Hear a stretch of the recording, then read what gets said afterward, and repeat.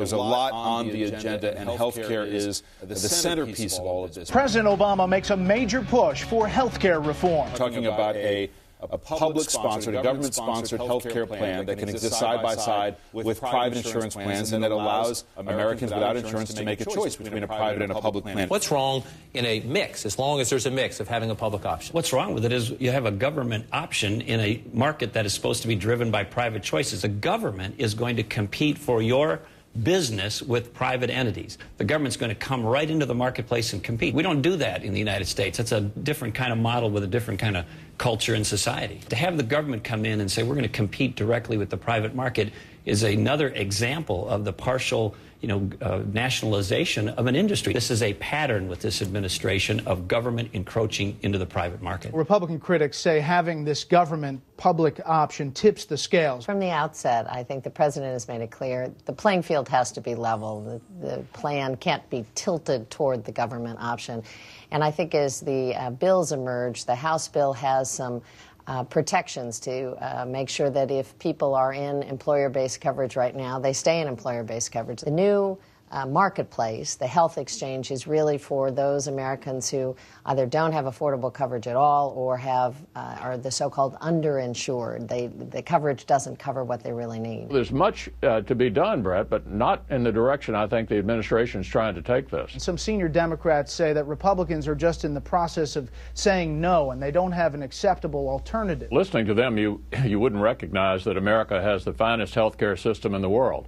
We have some problems with access and with cost, which can address without wrecking the best health care system in the world. The president has wanted all along to build on the current system, not dismantle the current system. What they really have in mind, Brett, is to create a government-run plan, after which there won't be any private insurance companies. Right now we have a whole lot of private insurance companies and a whole lot of competition.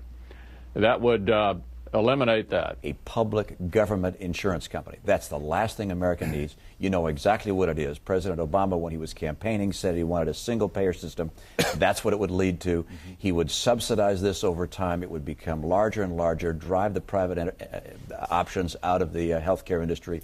It would be just disastrous for healthcare in this country. Will the president achieve healthcare reform this year that includes a public plan? No.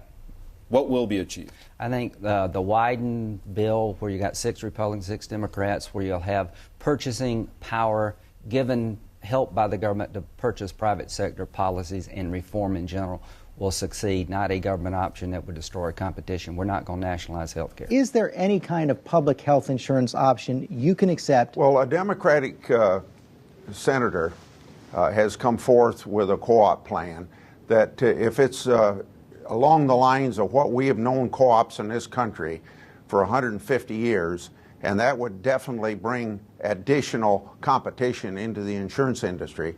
I think that if it's structured along those lines, that we could have yet a different option than what we presently have. And we're looking at that, and we're trying to get a bipartisan agreement on that.